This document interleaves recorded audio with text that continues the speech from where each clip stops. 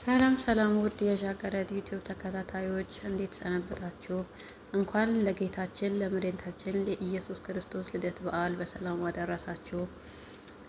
ልደት እንዴት እያከበራችሁ ነው? በዓልን በስደት ዓለም ያላችሁ በተለይ ያው ብዙዎቻችን በስራ ነው የምናከብረው። አንዳንዱ የሚመቸው ደግሞ ወጥቶ ያከብረዋል፣ የማይመቸው በስራ። እውነት ለመናገር ደስ የሚል በዓል ነበር እያከበርን የነበረው እኔና ጓደኛ። ያው ባንወጣ ምንም ባንል በስራም ቢሆን ግን ደስ ይላል። እግዚአብሔር ይመስገን። የገና ገጠመኝ ያላችሁ ልጆች እስቲ ኮሜንት ላይ ይጻፉልኝ። እኔ ያው የገና ገጠመኝ ምንም የለኝም፣ ግን ጥያቄ ያለኝ በተለይ ደግሞ ኦርቶዶክሳውያን ሆናችሁ ይህንን ቪዲዮ ለምትሰሙ ጥያቄ አለኝ። ጥያቄ ምንድን ነው? ጌታችን መድኃኒታችን ኢየሱስ ክርስቶስ ስንት ልደት አለው የሚለው ነው። ስንት ልደት አለው የሚለውና መልሱን ከመለሳችሁ ደግሞ ከነ ማብራሪያው ብታብራሩልኝ በጣም ደስ ይለኛል።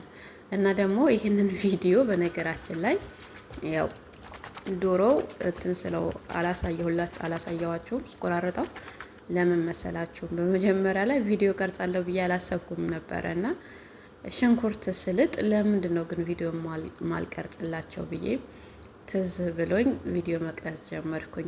ዶሮው ጠዋት ነበረ ሽንኩርት እስከሚመጣልኝ ሲቆይብኝ፣ ዶሮው ጠዋት ነበረ ያንትን ያልኩት የቆራረጥኩት እና የዘፈዘፍኩት። ከዛም በኋላ ሽንኩርት ሲመጣልኝ በቃ ቶሎ ቶሎ ብዬ ስራ እሰራለሁ፣ በዛው ልቅረጽ ብዬ ቀረጽኩኝ ማለት ነው።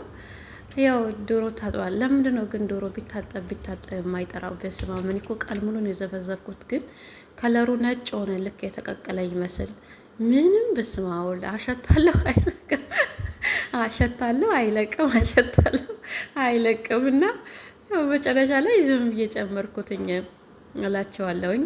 እየቆራረጥኩ ነው የቀረጽኩላችሁ። ያው ቃል ሙሉ መቅረጽ አይቻልም። ቃል ሙሉ የተሰራውን 7 ደቂቃ ብቻ ነው ኤዲት ያደረኩት። እውነት ለመናገር ጠዋት ወደ 10 ሰዓት እንደዛ ስራ የጀመርኩኝ ማታ 8 ሰዓት ነው ስራ። በቃ ድስጡ ራሱ ያወረድኩት ወደ 8 ሰዓት አካባቢ ነው። እና ከስር እንደዚህ ሁሉንም እየሰራሁኝ ነበረ። ሽንኩርት ከጣትኩኝ በኋላ ዶሮ አጠብኩኝ። ከዛም በኋላ ደግሞ ዳቦ ማውካት ጀመርኩኝ። በነገራችን ላይ ዳቦዋችን የስንዴ ዳቦ ነው፣ የስንዴ ዳቦ ነው እና በጣም ነው የሚጣፍጠው። የምር እንደዛ አልጠበቅኩትም ነበረ፣ እንደዚህ አልጠበቅኩትም። የስንዴ ዱቄት ሰውዬው አምጥቶ አልሰራም ብዬ አስቀምጬው እንዴ ለምን አልሞክረውም በድፎ መልኩ ብዬ ስሞክረው የምር እንዳልጠበቅኩት ነው የሆነልኝ። በጣም ምርጥ ዳቦ ነው ወጣልኝ እና የስቲም ዳቦ ነው የጋገርኩት።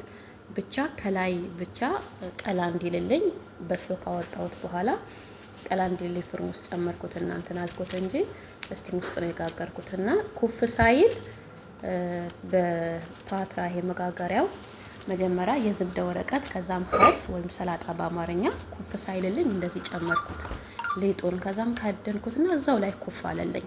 እዛው ላይ ሁለት ስራ እንዳይሆንብኝ ማለት ነው እዛ ላይ። ከዛ ከላይ እንደገና ሰላጣ አደረኩበት ወይም ከስ በአማርኛ ነው ሰላጣ የሚባለው ቅጠሉ ማለት ነው። ከዛ ከደንኩት በፕላስቲክ ኩፍ አለልኝ። ኩፍ እስከሚልልኝ ያው ሽንኩርቴ ስቲም ላይ ነበረ የጣድኩት፣ ውሃ ነበረው። ሽንኩርቴን እየሰራሁኝ በዛው ዳቦ ኩፍ ሲል በድስት ጋገርኩት። ከታች የሚታያቸው ድስት ዳቦ ጋገርኩበት ማለት ነው። ያመጣሁት ግን ሽንኩርት ልገለብልጥበት ነበረ እና ወዶቼ እንደምታዩት የሽንኩርቱ ውሃ መጠጠ፣ ዘይት ጨመርኩኝ። እያሸሁኝ ወይኔ በስማ እናንተ ግን እኔ ምን እንትን እንዳለኝ ታውቃላችሁ? ሀገር ቤት ውስጥ እናቶቻችን ምን ያክል እንደሚደክሙ በዋዜማ እለት ማለት ነው፣ ምን ያክል እንደሚደክሙ፣ ምን ያክል እንደሚያደክም፣ በተለይ ቤተሰብ ያለበት ምን ያክል ነው የሚደክመው አስባችሁታል? ብዙ ያልተስተካከለ ኑሮ የሚኖር ሰው አለ። ለምሳሌ በኩበት የሚጋግር በእንጨት የሚጋግር በቃ አለ አይደለ?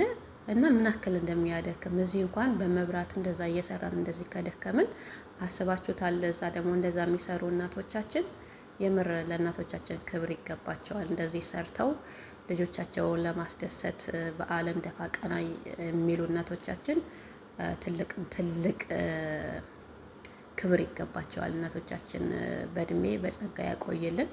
ያው እንደምታዩት ሽንኩርቱ በሰለ፣ በርበሬ ተጨመረ። ሁለት አይነት በርበሬ ነው የተጨመረው፣ የገበያና የቤት የገበያና የቤት እና ያው ዳቦ በስሎ ነበረ እና እንደውም ይሄ ከሱን ሰላጣው አለቅም ብሎኝ ትኩስ እያለ እንትን ከድኜው ሸፍኜው ለሰለሰ። ሲለሰልስ ለቀቀልኝ። ብቻ የተወሰነ ነበር የነበረው።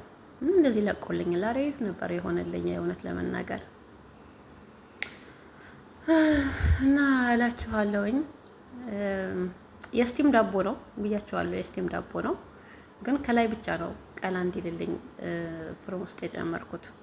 እንዳልጠበቅኩት ነው የሆነልኝ። የምር ጣዕሙ ራሱ ዋው ነው። ዋው ምርጥ ዳቦ ሆነልኝ።